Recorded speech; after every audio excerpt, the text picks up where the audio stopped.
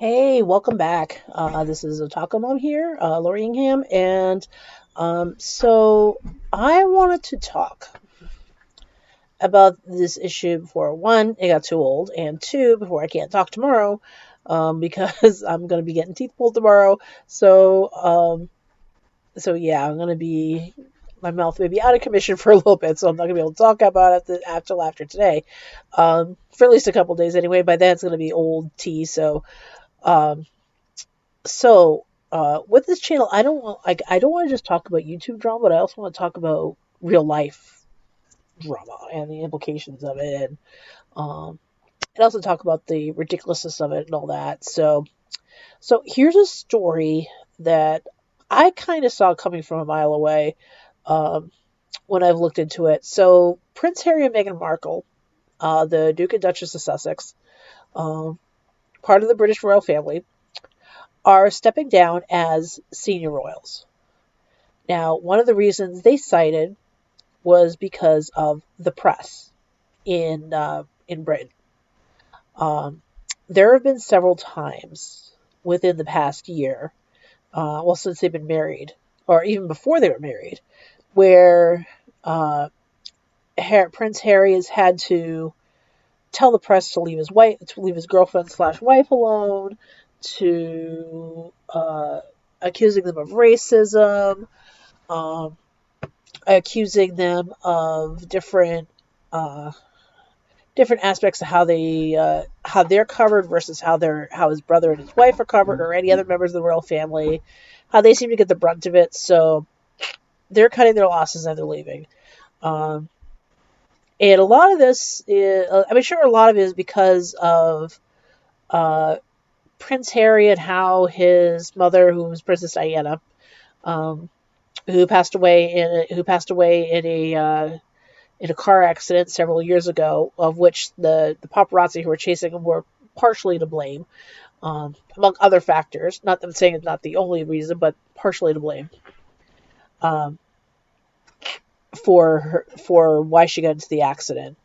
Um, I'm sure that plays a lot in his mind because he never really had the time to really process what was going on with what happened with his mom, and he's been pretty much in the spotlight all of his life for the most part. I think in other interviews he's talked about having potential PTSD from all of this, and from his life in front of the cameras, and he's gotten into scrapes and all that, but he's one of the royals that's actually very well liked among the royals, and so his deciding to leave um, is causing a bit of a rift amongst the royals, but honestly, I don't blame them. Can you, especially when we look at we'll look at the coverage here, based on it. So let me pull that up, and I'm just going to transition. So we're going to look at the screen on the side there. I'm going to pull up one of the articles. Um, so here's one of the first articles that came up around the time of when it was announced that him and Meghan Markle were dating. And so look at this headline. It's from the Daily Mail. The headline was "Exclusive: Harry's girl is almost straight out of Compton. Uh, Gang-scarred home of her mother revealed. So will he be dropping by for tea?" So a lot of people have cited this particular article as as a prime example of the racism of the British press. Now, it's not the best. It's the article basically talks about how her mother, is still living in an area that's gang related, and her aunt the same as well, and uh, and it's just it really. Reading the actual article itself, a lot of the article kind of makes it look like it kind of is situated to make uh, Megan Meagan looked like an outsider based on her race, because she is biracial. Her mom is black, her dad's white. But I'm sure a lot of this article reads as if it's trying to separate her from race. Now, the Daily Mail widely got criticized for this article, because of how it portrayed Meagan and her race or mixed race background. And I mean, this is just one of the prime examples of it. Another one is soon after Archie was born. Now, Archie is their son. Now, a lot of you may have heard about this one. It doesn't show the actual tweet, but it's an article from the BBC saying Danny Beaker, who was a radio host on the BBC, was fired by BBC over royal baby chimp tweet. Now, in the tweet, it showed a picture of, here we go. Let's say the tweet, which he later deleted, but which has been circulated on social media, showed an image of a couple holding hands with a chimpanzee dressed in clothes with the caption, "Royal baby leaves hospital."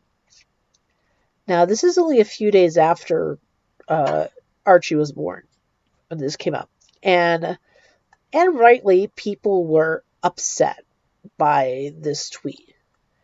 Now, he claims he didn't mean for it to he didn't understand the connotations of chimpanzees and apes to racism towards black people. That's what he claims. But and he was fired, but apparently he was rehired a few months later. But stuff like that, definitely a lot of racial undertones, as it were, among the British press. And it's not only, and this is just the most covert stuff. The more overt stuff, the covert stuff. I'll show you an article that I found. BuzzFeed News has an article. Here are 20 headlines comparing Meghan Markle to Kate Middleton that may show why she and Prince Harry are cutting off royal reporters. So let's just look at. I'm not going to go through all 20 of them, but let's go through a few of them here. So here we are. This is covering the difference between how Kate Middleton was covered versus how Meghan Markle was covered in regards to how the pregnancies were covered. So the headline for Kate: not long ago, pregnant Kate heavily cradles her baby bump while wrapping up her royal duties ahead of maternity leave, and Gwen confirms she's due any minute now. When Meghan is seen also cradling her baby bump, why can't Meghan Markle keep her hands off her bump? Experts tackle the question that has got the nation talking. Is it pride, vanity, acting, or a new age bonding technique? So yeah, they covered Kate Middleton doing the exact same thing as Meghan Markle, making Kate look good and Meghan look bad. Another example, Kate's morning sickness cure, Prince William gifted with an avocado from pregnant Duchess. Meghan Markle's, and the other ones, in comparison, Meghan Markle's beloved avocado linked to human rights abuse and drought, millennial shame. So yeah, one is praised for eating avocados, the other one is seen as ruining the entire planet by eating them. Let's pick another one here.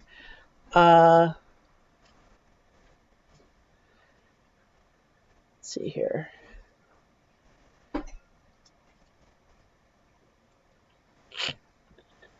Carol wins Granny Ward. Duke and Duchess of Cambridge will spread second private Christmas with the Middleton family rather than joining the Queen at Sandringham.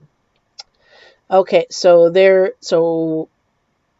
Kate and William are covered favorably for deciding to have Christmas with the Middleton family and not spending it at Buckingham Palace, which is a tradition. Versus the Meghan Markle headline, doesn't the Queen deserve better than this baffling festive absence? Richard K. examines the impact of Prince Harry and Meghan Markle's decision not to spend Christmas with the royal family. Now, and this one's more recent. This was the Meghan Markle one is more recent because they just got back from a 6-week trip in Canada. Let's see. We'll choose one more here. Okay, so this one. Prince William blasts monarchy's stiff upper lip tradition and backs Harry's admission of his mental anguish after death of Mother Diana. Okay, that's Prince William saying this and saying he backs Harry. Now, the Sun, again, their headline, Prince Harry and Meghan ditched British stiff upper lip. Is this a good thing? Sun parents and kids are torn. So, yeah, you can see there's a definite difference between the headlines. Between Mary and between Meghan and Kate, as far as how they're portrayed. And so I honestly don't blame them for wanting to leave Britain behind, leave the whole leave their senior duties and just try to live lives as normal people for the most part. They'll never be able to really live lives as normal people, but at least they have some agency as to press coverage and being able to do what they want to do. As far as that, I mean, I guess the details are still being ironed out as to how they're going to do this, because they're going to do it as part-time royals. So do like half-time in Canada, half-time in the US, and in the UK, sorry. And so that's the plan right now. I guess they're still ironing out the details on that. But so yeah, so good for them for doing that. Now, the reaction of the British press to this news of them wanting to do this has been basically, what did we do wrong? And trying to blame, and I mean, of course, and they're still doing it. They're trying to blame Meghan for all of this, and if you look at past stories of Prince Harry, there's been a lot of stories in the past where he's talked about how he didn't really like being a royal. And I guess there was even one story that said he tried to leave at least once before, and the Queen talked him into staying. So he's been quoted saying that he made the decision so he could say tell his son that he did right by him, and good for him. His priority should be his wife and child, and it's just but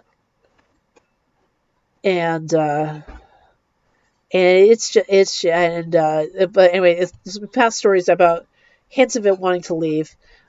He's actually quoted a while ago saying that he was glad when Prince William and Kate had their son George, because then it seriously meant that he was not going to be alive for the crown, and started having their kids. Because that meant that took the pressure off of him to be took the pressure off of him that he was never going to be the king of England. So, which is I think what he would prefer. He's talked about his time in Afghanistan, how he liked serving in Afghanistan, because to him that's where he could be himself. And what else? And there's been other stories around him being about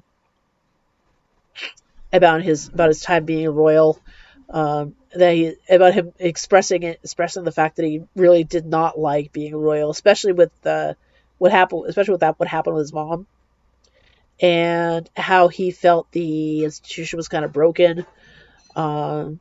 Without saying it in so many words, but you can kind of tell what he's hinting at. And I guess there's a rift between him and his family too, because I guess one of the things he was offended by was the fact that William, in his romance with Meghan, when he first started dating Meghan, said he was criticized him for moving too fast. Um, and Harry was offended by that because he felt like that William was trying to end his romance before it even started. And so excuse me. So so yeah, so but like I was saying, a lot of the British press in regards to the announcement, a lot of them calling it Megxit, um, which is totally unfair because it wasn't just her decision; it was his decision too. Um, and they're still trying to portray her as an outsider even after all of this. And and although there's some people in the British press that seem to have a good head on their shoulders, as far as from at least from some of the commentary that I've seen, um, seem to have a bit of a good head on their shoulders in regards to why they would want to leave. Then you have people like Piers Morgan, and the comments he makes, it makes it obvious that he's very much in favor of uh, of the British monarchy. He's definitely a monarchist, and felt that the Queen's been doing such a good job over the 5 decades or so that she's been queen, or whatever, how many decades that she's 93 years old, so she's been queen for a long time, and just how she's reigned and all this, and how she's doing a really good job and all that. Apparently, he forgot about what happened after Princess Diana died, um, where she was rightly criticized for her reaction for how she handled that whole thing after her death. Um, but uh, but it's like I was looking at comments from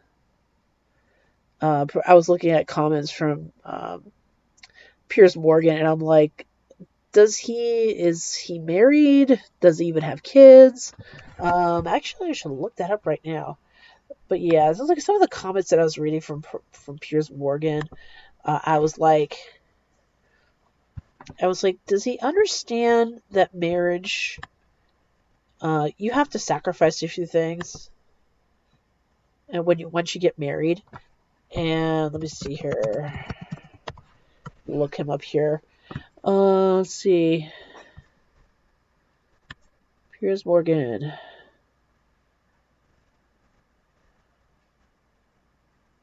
Okay, so he is married, and so he is married. He's married to Celia Walden. He's been divorced once before. She's also a British journalist. Uh, let's see.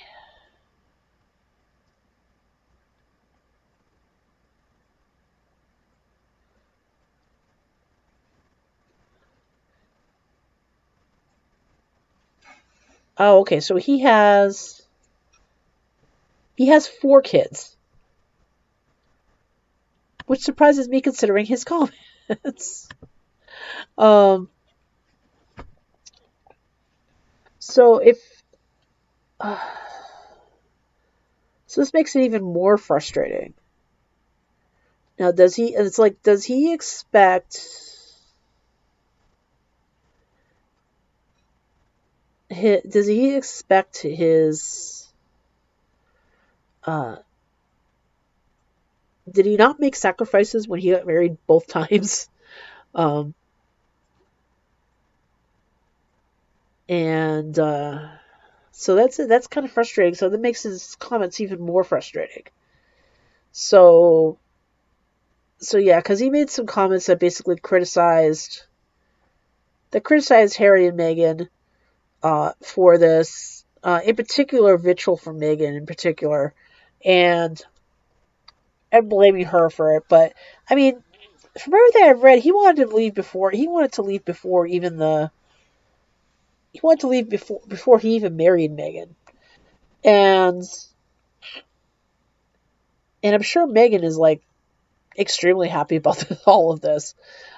Just to kind of show, um, is extremely happy about this. I mean, even some of the tabloids were showing how big of a smile she has now. Because I guess she's in Canada right now, and I guess they're still doing talks over, um, talks over how they're going to do this, and and but but I was watching a clip of Piers Morgan talking about all of this, and he is definitely very much in favor of the monarchy, and so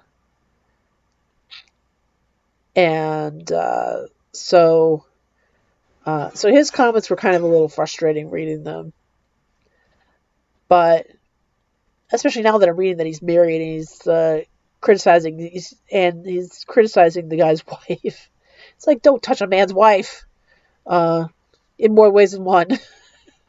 um, but uh, but anyway, so yeah. So in regards to Harry and Meghan's reasons for leaving their senior roles in the royal family, I honestly don't blame them.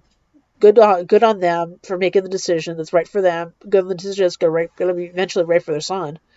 And hope that when they come to Canada, I shouldn't say come to Canada, go to Canada, because I'm not in Canada. I'm in New Hampshire, but but but when they go to when they eventually move to Canada part time, that they that they have to find the happiness that they're looking for, and that they seriously deserve. So that's my opinion on it. Okay, if you have a different opinion, post it down in the comments below, and I will see you on the next video. Bye.